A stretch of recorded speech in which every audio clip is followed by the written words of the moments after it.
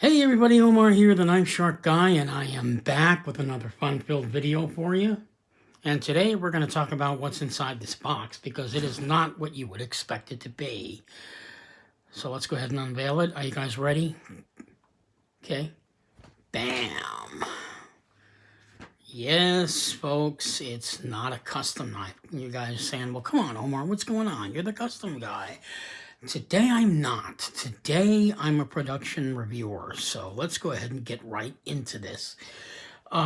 Before I do, though, I wanted to explain something. This is going to become one of 3 production knives that I think are the best of the best that I'm going to own in my collection. As you guys know, when I got into customs, I didn't start out in customs. I started out in the low-end budget knives, and I went up to high quality folders, production folders, and then eventually customs. But I began to realize there are a lot of really awesome folders out there that I never ever owned and never even got a chance to discover because I went into customs.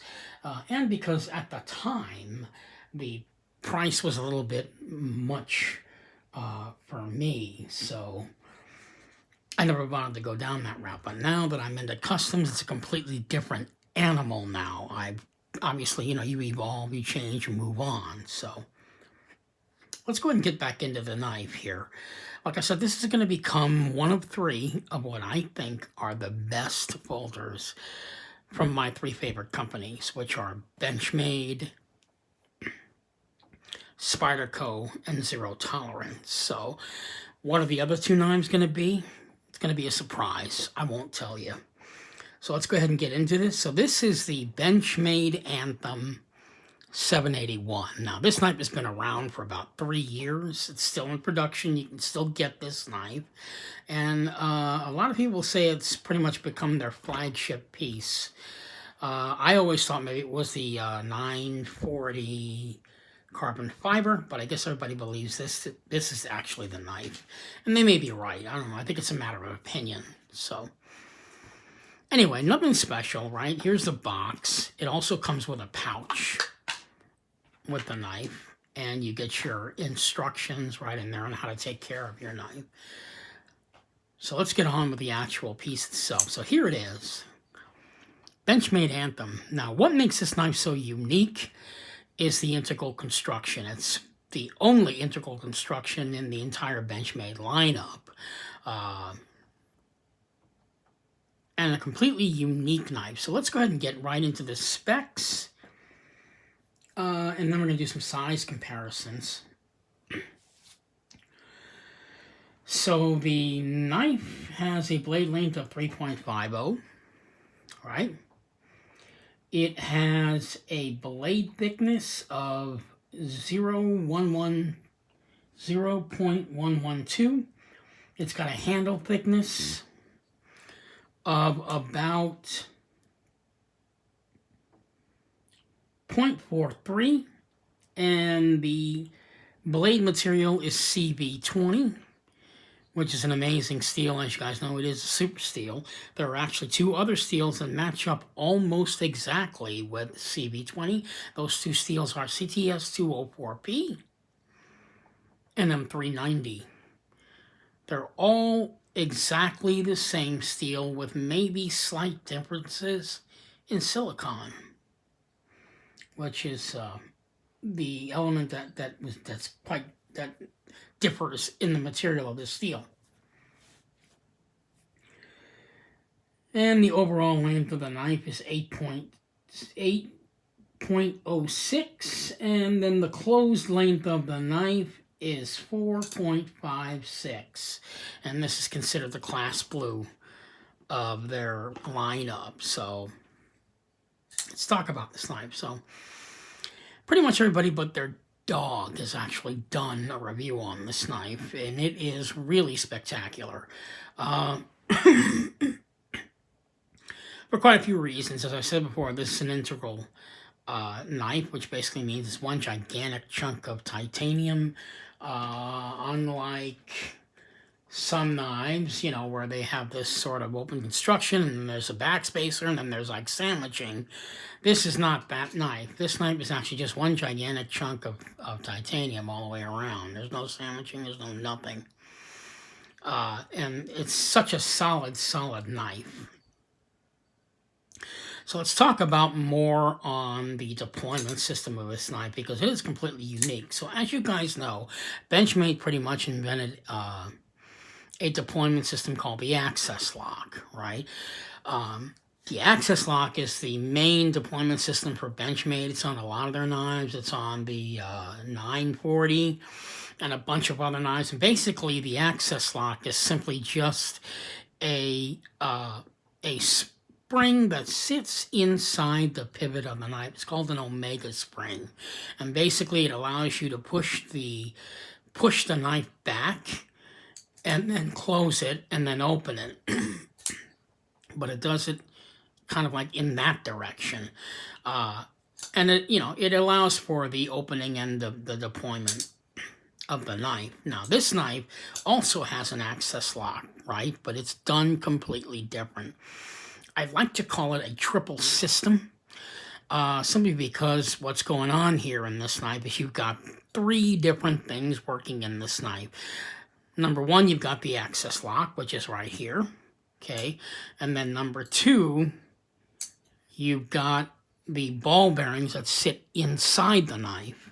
I believe it's a caged ball bearing system. And then the third thing is this spring that adheres to the back of the knife because it's an integral construction. That's the only way that they could actually do it. There is no way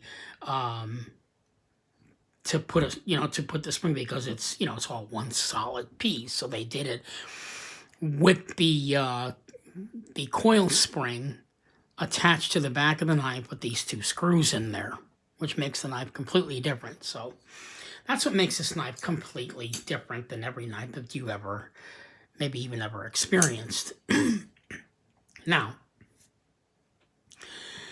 because of this triple system thing going here, it really creates a tight, solid lockup. I mean, this thing is rock solid. It's like 0 blade play, which is actually quite odd for Benchmade because lately they've been having, well, not lately, but for the last, I'm going to say probably about 4 or 5 years, a lot of people have been complaining about quality issues with Benchmade. In this case, they're not talking about this knife because this knife is completely solid. I mean, the way this knife is constructed, it's almost a custom, pretty much. I mean, if you were thinking about a custom, this is probably about as custom as you could possibly get as far as quality. Couple of things about the knife. First of all, one of the interesting things about this knife is that it's musical. Look, you can hear it. I love that. That's musical. Actually, it's not a compliment.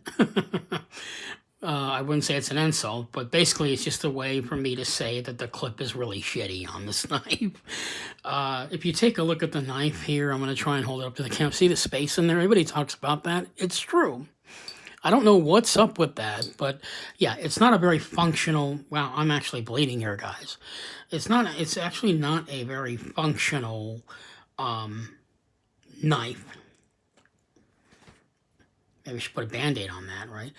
It's not a very functional pocket clip because it's, as soon as you tuck it onto your pants, the pocket clip will probably lose its rigidity and then you get this sort of space in there. It's already happening and I haven't even put it on my pants. I don't even use pocket clips, but you can probably tell that that's not going to last very long. You'll have to keep bending the clip, you know, down into that, or just basically just removing the clip and trying to bend it down that way.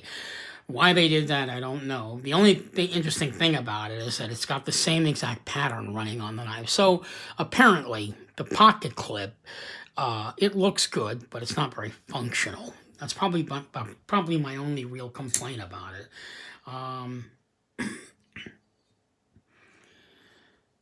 It is a rock-solid knife overall, so More on the access lock. Now, no one has ever talked about the access lock the way I'm going to talk about it right now. The operation of this knife in your hand, it is completely unlike anything you've ever experienced on a knife. When you go and you use a regular knife, a regular flipper, basically you take the flipper, right, and then you press down on the flipper tab there and the knife opens. Then you have to pause, turn the knife over, right, and then close the knife. It's done in a 1-2 motion, right? Unlike the access lock and this particular access lock, both of them, the one that's got the Omega spring in it and then this coil spring version of the access lock, it's all done in one motion, giving you a completely different deployment system and a completely different feel. Basically, you press down, open it, and then close it.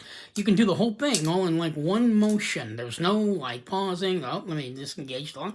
None of that. It's just press, open, press, close, press, open, press, close. I mean, you know, you're still kind of stopping, but you don't have to do any of the turning or flipping and all.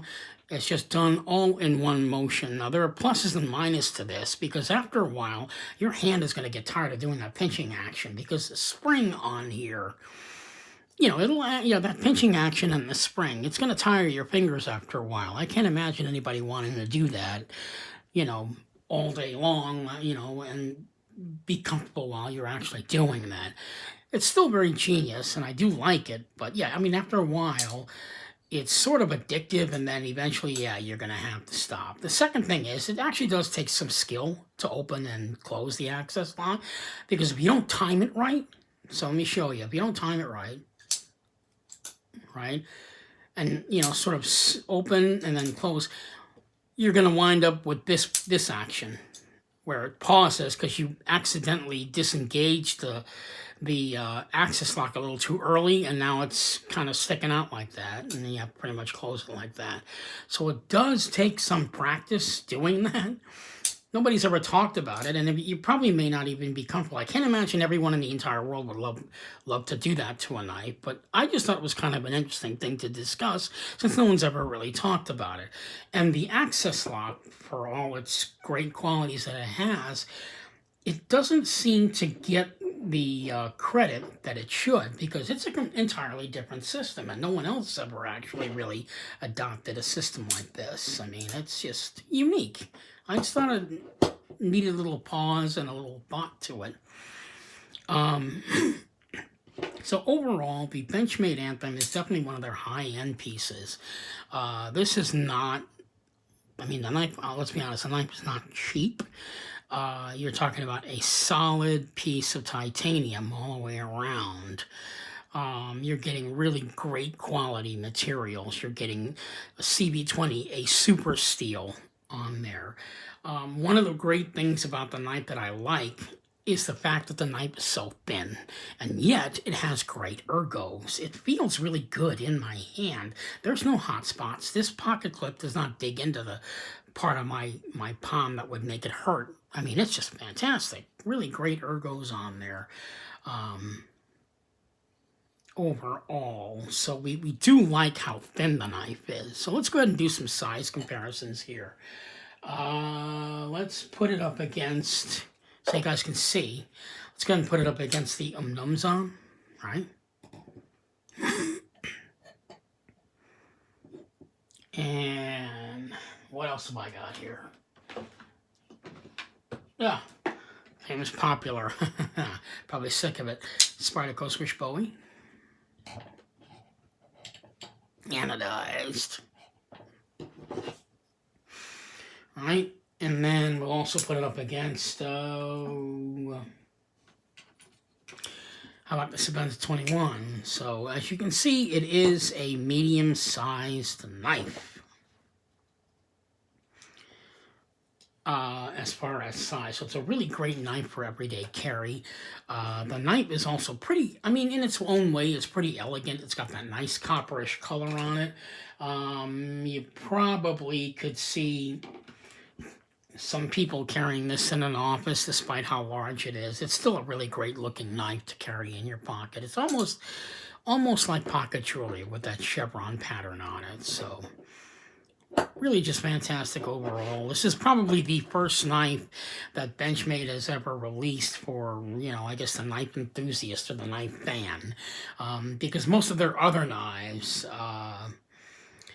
they're mostly seen and built as tools with just a little bit of flair to them just to attract the eye.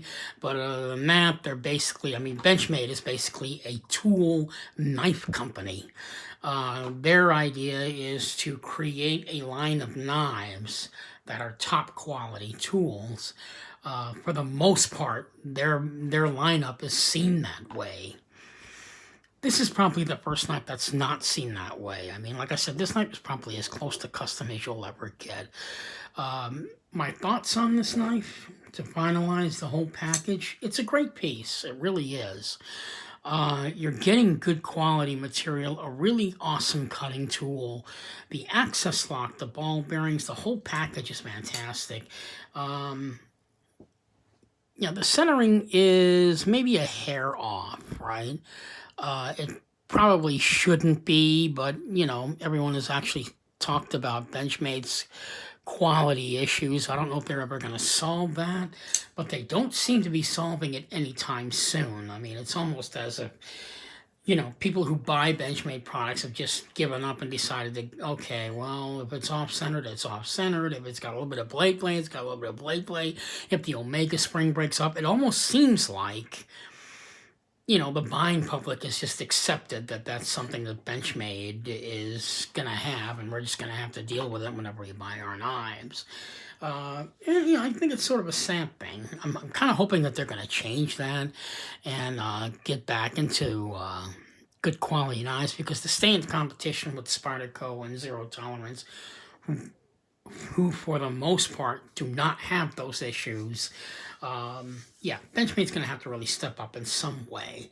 Unless, of course, they want to completely separate themselves from the other companies by just simply calling themselves a tool knife company. I think that might work. I don't know how.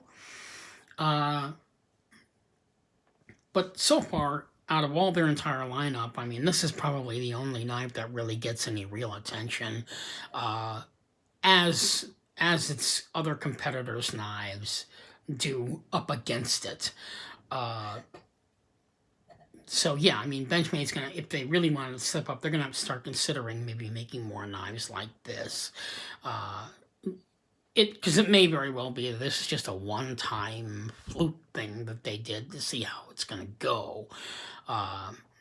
They don't even really have any predominant designers that they're working with, unless I believe it's Osborne might be the only designer that they're working with. I don't know. I don't really buy all that. I haven't bought any Benchmades in a while, so I'm not really paying attention to the market that way. But I thought that this would be definitely one of the very first I thought this would be one of the first knives that I would like to own as production piece for as long as I possibly can. I think this is really just a fantastic knife overall. I think if Benchmade really worked on it, they could probably come up with a line of knives that would satisfy the knife enthusiast as much as this one has. Because if you go on YouTube, the other people that have made videos on this knife, they're so animated, they're so excited. And now, after owning the knife, I can understand why. Specifically because Benchmade is not really known for putting out such knives as this that would sort of appeal to the knife enthusiast like myself. So, there you have it. The Benchmade Anthem 781. I've had my thoughts on it. We've done everything about the knife. This is number 1 of 3 knives that I'm going to have in my collection as the last final production pieces. It's been a lot of fun owning, pretty much a lot of the knives that are out there in the production realm and selling off my entire collection to go into customs. I don't think I made a wrong decision. It's just that in this hobby, you move on and you do different things and you try different things, and you're looking to extend the excitement for the hobby. And moving on is the only way to do that, I think. So anyway, this is Omar the Knife Shark Guy signing off. Yeah, if you like integral constructed knives, I definitely recommend this piece. This is definitely one that has passed the quality standards that people are looking for, despite the musical pocket clip. Everything on this knife is just stellar. I don't have any complaints, really. Even the centering, which I think is a hair off, and I'm anal about centering, I can live with it. You know, I mean, you can see it's really nowhere near as bad as I'm making it out to be. So, yeah, again, this is Somewhere the Knife Shark Guy signing off, hoping you'll find this piece of sharp art in your collection. I hope you've enjoyed this video. I hope I gave a little bit different insight into the knife. Maybe I didn't, but I'm hoping I did.